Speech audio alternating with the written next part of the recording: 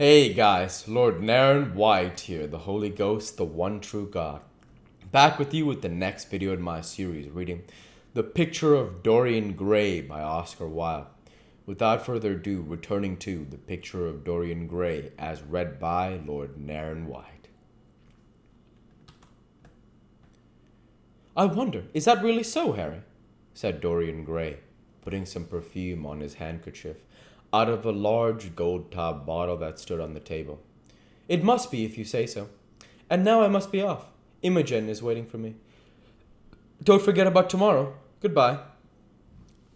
As he left the room, Lord Henry's heavy eyelids drooped and he began to think.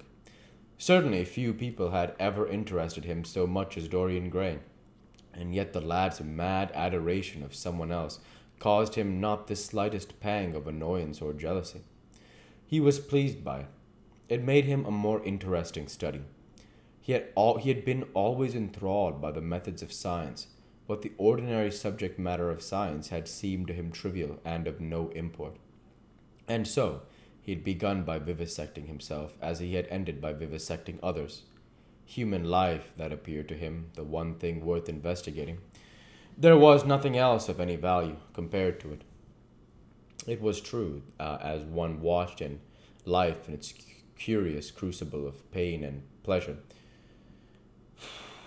One could not wear over one's face a mask of glass or keep the sulphurous fumes from troubling the brain and making the imagination turbid with monstrous fancies and misshapen dreams. They were poisons so subtle that to know their properties one had to sicken of them. There were maladies so strange that one had to pass through them if one sought to understand their nature. And yet, what a great reward one received! How wonderful the whole world became to one! To note the curious, hard logic of passion, and the emotional colored life of the intellect, to observe where they met, and where they separated, at what point they became one, and at what point they were at discord. There was a delight in that. What matter what the cost was? One could never pay too high a price for any sensation.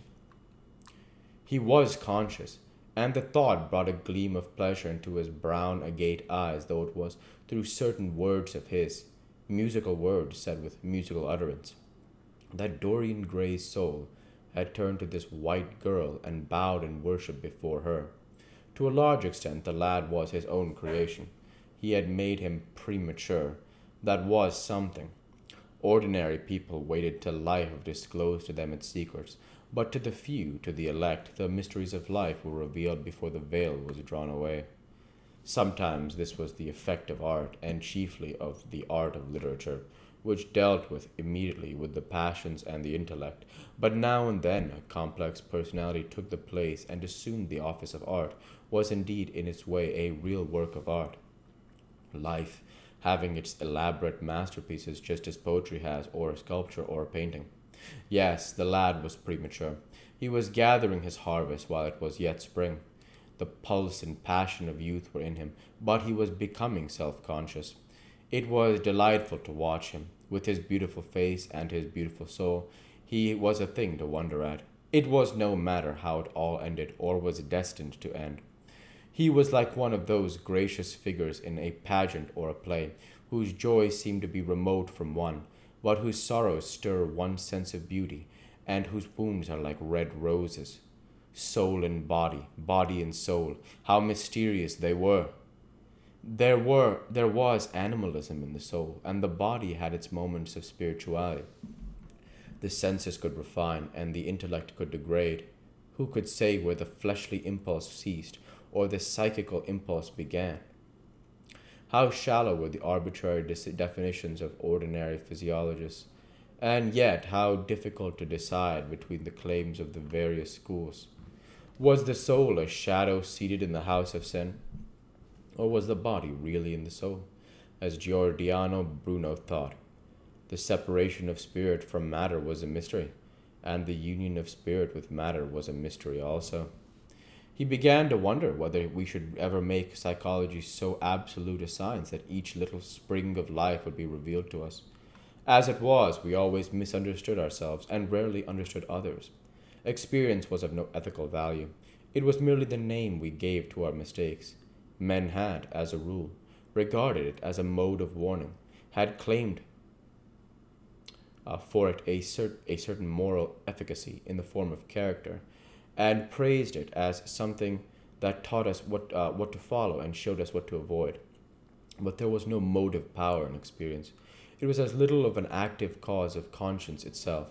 All that it demonstrated was that our future would be the same as our past, and that the sin we had done once with loathing we would do many times and with joy.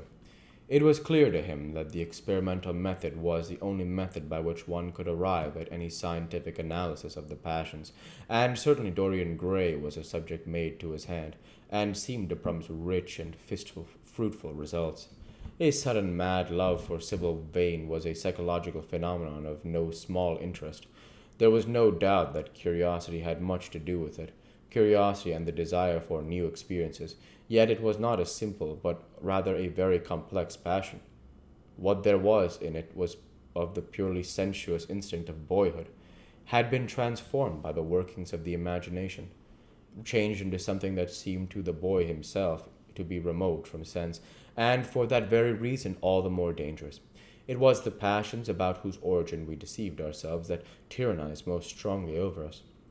Our weakest motives were those of whose nature we were conscious. It often happened that we thought we were experimenting on others when we were really experimenting on ourselves. While Lord Henry sat dreaming on these things, a knock came to the door, and his valet entered, and reminded him it was time to dress for dinner. He got up and looked out into the street. The sunset had smitten into scarlet gold the upper windows of the houses opposite. The panes glowed like plates of heated metal. The sky above was like a faded rose. He thought of Dorian Gray's young, fiery-colored life, and wondered how it was all going to end. When he arrived home about 12:30, he saw a telegram lying down on the hall table. He opened it, and found that it was from Dorian. It was to tell him that he was engaged to be married to Sybil Vane. Chapter 4. "I suppose you have heard the news, Basil," said Lord Henry on the following evening, as Hallward was shown into a little private room at Bristol, where dinner had been laid for 3. "No, Harry," answered Hallward, giving his hat and coat to the bowing waiter. "What is it? Nothing about politics, I hope. They don't interest me. There's hardly a single person in the House of Commons worth painting, though many of them would be the better for a little whitewashing." "Dorian Gray is engaged to be married. Dorian Gray is engaged to be married," said Lord Henry, watching him as he spoke. Hallward turned perfectly pale, and a curious look flashed for a moment into his eyes and then passed away, leaving them dull.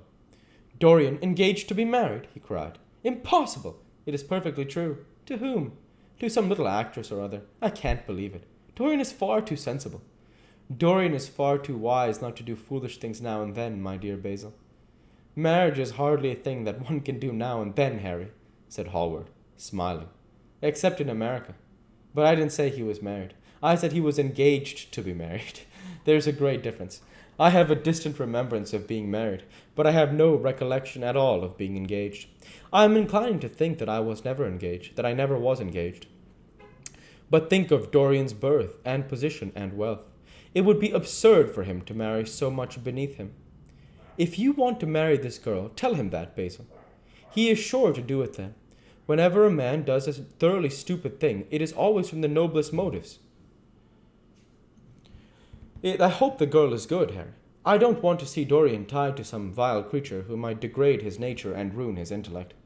"Oh, she is more than good. She is beautiful," murmured Lord Henry, sipping a glass of vermouth and orange bitters. "Dorian says she is beautiful, and he is not often wrong about things of that kind. Your portrait of him has quickened his appreciation of the personal appearance of other people. It has had that excellent effect among others. We are to see her tonight if that boy doesn't forget his appointment." We'll go ahead and stop there for this week. As usual, I want to say thank you for watching, and I hope you enjoyed. Please like, comment, and subscribe, as it greatly helps the channel. Light be with you all. Take care, and thanks again.